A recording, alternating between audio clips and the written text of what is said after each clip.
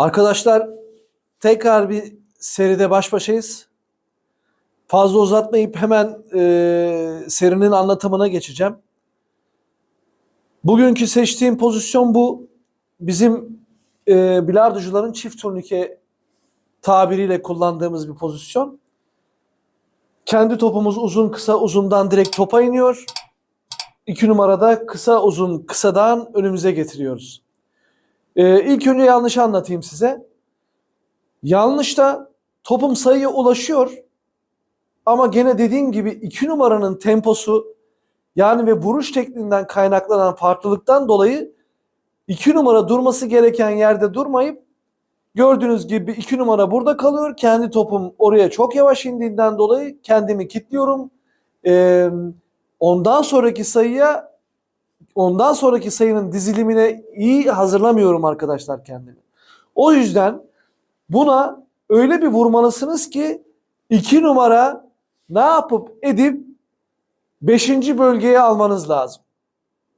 O yüzden de topa 2 numaranın hem vuruş tekniğini hem de kendi topunuzun nasıl vuracağınızı çok iyi analiz etmeniz lazım. Çünkü bu da bir hamile pozisyon arkadaşlar. Kötü pozisyonun anlatımı böyle.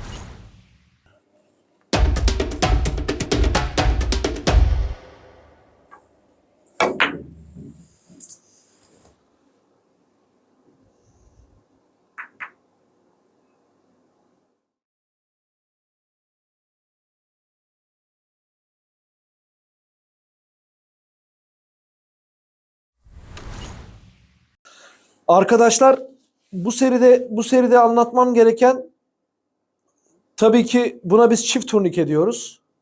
Bilardocular. Çift turnikede benim kendi uyguladığım mantıktan bahsedeceğim size. Hani o zaman bazen ıstaka vurduğunuzda boğuluyor kendi topunuz. Bakıyorsunuz uzun geliyor ya hatta top kendi topunuzu boğduğunuz oluyor. Toplar çok cilalıysa ya da sıfır masada. Ben bunu kendime göre bir çözüm buldum. Mesela şimdi çift turnikenin bu vuruşlarda size söyleyeyim mi arkadaşlar? Bunları başka bir yerde bulamazsınız ha. Anlatan adam böyle anlatmaz bakın. Şimdi size bu çift turnike vurmanın kolay yönünü anlatacağım. Tamam topa 4'te 3 giriyorum. Fason böyle ama ne yapıyorum biliyor musunuz bunları vururken? Direkt ben vurduğum topun kesiştiği noktaya vuruyorum arkadaşlar. Yani öyle bir şey çözüm buldum ki kendime göre. Buradan sanki böyle evet 4'te 3 görüyorum. Uzun kesik vuruş ama tokatlar gibi vurduğumda tam bu kesiştiği noktaya vuruyorum. Bakın böyle. Şöyle düşünün. Gösteriyorum bakın. O zaman bana kolaylık veriyor. Yani bakın tak. 2 numarayı getirmek inanın size bir şey söyleyeyim mi? Çok kolaylaşıyor. Bantla kesiştiği yere bakın. Şöyleyse fark etmez. Böyleyse de fark etmez. Yani şöyle durumlarda kendi topunuzu boğmamanız için. Tamam mı? Topun boğulmaması için arkadaşlar. Bakın. Topun kesiştiği yere kesiyorum. Banttan ilk çıkış yerine. Çok kolay. Bakın tak.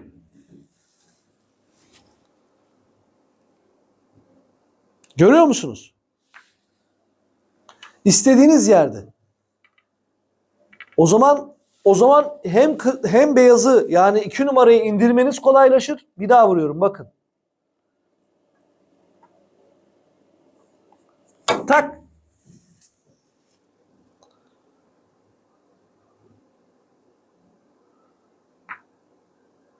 Bu size göstereceğim bir anekdottu. Topun falsosu arkadaşlar, bakın şunu şöyle böldüğünüzü düşünün. Tamam mı? Topu şöyle bölüyorsunuz, düşünün. Topun yani tam şurası arkadaşlar. Hani şurası ortadan falsoysa, yani şurası maksimal falsoysa topun şurası yani. Görün bakın. Burada topu tutuyorum birazcık. Karşı topun da 4'te 3'ünü. Uzun kesik vuruş vuruyoruz. Bakın uzun kesik vuruş.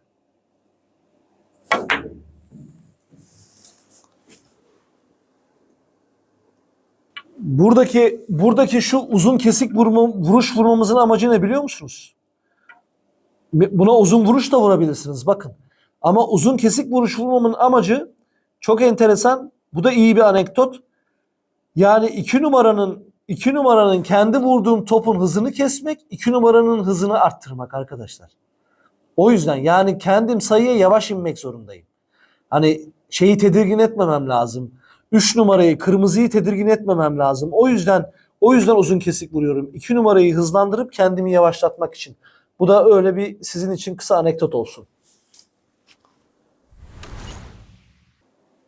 Evet arkadaşlar, sayının doğru oynayış şeklini örneklerde de gördünüz. Şimdi nasıl yapmanız gerektiğini anlatacağım. Yani bunu her farklı usta farklı anlatabilir. Bu Gökmen'in acizane kendi anlatımı, kendi vuruş tekniği. Size onu vururken gösterdim kırmızıya nasıl vurduğunuzu, ne yapmanız gerektiğinizi. Ama benim şu anda söyleyebileceğim size doğru anlatımı ile ilgili ne biliyor musunuz? Asıl bu işin sihri bir, kırmızının şurada görüyor mu topları Fatih? Kırmızıya vurduktan sonraki direktmen kesiştiği noktaya yani maksimal buraları yani topu iyi kesmeniz size kolaylık sağlayacaktır. Yani burada söyleyeyim size artık ona Almancası Sekunde de salise. Hani o kadar bir salise topunuz şurada bekliyor vuruş tekniğinde arkadaşlar. Hani bilenler biliyor da ben bilmeyenlere de anlatıyorum. Bazı arkadaşlar mesela yorumlarda şey söylüyor. Usta niye böyle uzatıyorsun bu kadar? Ben uzatmıyorum arkadaşım. Sen iyi üst düzey bir bilardocu olabilirsin. Bunu leb demeden leblebiyi anlayabilirsin. Ama 0-300'lük adam ne yapacak? Bunu bütün dünya izliyor yani. Anlatabiliyor muyum? O yüzden bunu söylemek zorundayım. Beni de idare edin yani. Destek verin bu konuda yani.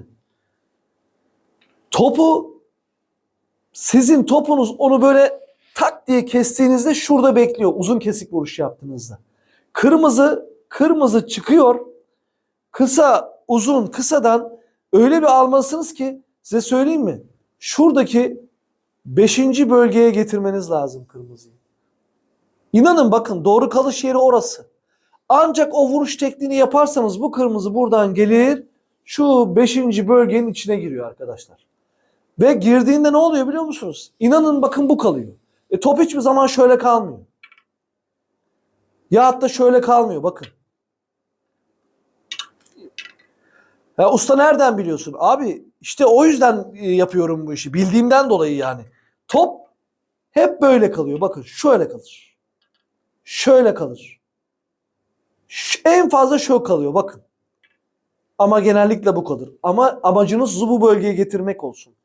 Çift turnike vurursunuz. Bu top gelir şurada kalırsa inanın o zaman tempoda hata var. Bu top burada yapışır. Ona girişiniz yanlış olur. Eğer benim dediğim gibi vurursanız bu top inanın burada kalır ve top böyle kalıp gibi kalır. Bazen mesela dünyada bence en iyi vuranlardan bunu Marco Zanetti. Onu da saygılarımı iletiyorum. Marco Zanetti mesela biliyorum bazı turnuvalarda bazı maçlarını kendi gözümle izledim. Peş peşe 6-7 tane çift turnike vurduğunu görüyorum ya. 6-7 tane abartmıyorum arkadaşlar. Eğer bunu siz kalıp olarak bilmezseniz bu işi yapamazsınız.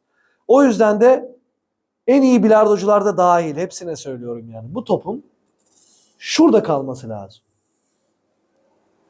Doğru vuruş şekli bu. Öpüyorum sizi.